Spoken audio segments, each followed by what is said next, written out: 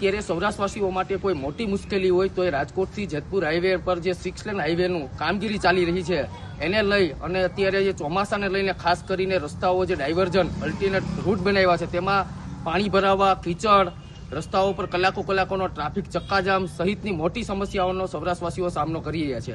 આ રોડ અતિ વ્યસ્ત છે અને દરરોજ લાખો લોકો સૌરાષ્ટ્રને અવરજવર કરવાનો મુખ્ય માર્ગ કહી શકાય। તે માર્ગ ઉપર ખરેખર ખૂબ જ લાખો લોકો અવરજવર કરે છે, ત્યારે જે નેશનલ હાઈવે ઓથોરિટી અને જે કામ કરતી એજન્સી છે તેમણે માત્ર સિંગલ લેનનો ડાયવર્ઝન રૂટ બનાવ્યો છે। એટલે ક્યાંક ને ક્યાંક દરરોજની ઔદ્યોગિક ક્ષેત્રમાં પ્રવાસન વિભાગથી માંડી અને સામાન્ય વાહન ચાલકો માટે કલાકોની ટ્રાફિક ચક્કાજામની સમસ્યાઓ અમારી પાસે રજૂઆતો આવી છે। ખાસ કરીને જે દર્દીઓ સૌરાષ્ટ્રનું કેપિટલ એ રાજકોટ છે અને રાજકોટની અંદર જે નામચીન અનેક મલ્ટી સ્પેશિયાલિટી હોસ્પિટલોની અંદર જે સૌરાષ્ટ્રના અલગ અલગ છેવાડાના જિલ્લાઓમાંથી જે દર્દીઓ આવે એ એમ્બ્યુલન્સમાં આવતા સમયે અહીંયા કલાકો સુધી એમ્બ્યુલન્સો ફસાઈ જાય છે। જે દર્દી માટે એક સેકન્ડ ખૂબ જ મહત્વની હોય એ લોકોને કલાકોના આ એમ્બ્યુલન્સની અંદર ટ્રાફિક ચક્કાજામથી ફસાવાને લીધે દર્દીઓના જીવે જોખમમાં મુકાય છે।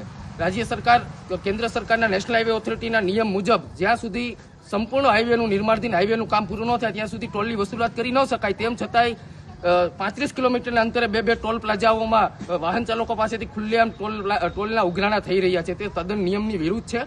અનેક ગ્રામજનોના સરપંચોએ અમારો સંપર્ક કર્યો છે અને સૌરાષ્ટ્રવાસીઓના અલગ અલગ જાગૃત લોકોએ અમારો સંપર્ક કર્યો છે કે રાજકોટની અંદર નેશનલ હાઈવે ઓથોરિટીની ઓફિસ છે, આ જે સંબંધિત વિભાગ છે રાજકોટ કલેક્ટરની અંડરમાં આવે, તો ત્યારે આ લઈ અને કોંગ્રેસ દ્વારા જનહિત એક આંદોલન કરવામાં આવ્યું છે। જનહિત હાઈવે હક આંદોલન આજથી અમે શરૂઆત કરીએ, જેના અમે હેલ્પલાઇન નંબરે શરૂઆત કરી છે। જે અસરગ્રસ્ત ગામોના સરપંચો, અસરગ્રસ્ત જિલ્લાઓના આગેવાનો અમને આ બાબતે ફોટા, વિડીયો અને જે સમસ્યાઓ છે તે અમારા સુધી પહોંચાડશે તો આવતા અઠવાડિયેથી અમે રચનાત્મક રીતે અલગ અલગ મુદ્દાઓને ધ્યાનમાં લઈ કલેક્ટર, નેશનલ હાઈવે ઓથોરિટી અને જિલ્લા પોલીસ વડાને આ બાબતે ધ્યાન દોરીશું। જરૂર પડે તો કલેક્ટર ઓફિસનો ઘેરાવે કરીશું અને જરૂર પડે તો નેશનલ હાઈવે ઓથોરિટીનો ઓફિસનો ઘેરાવે કરીશું।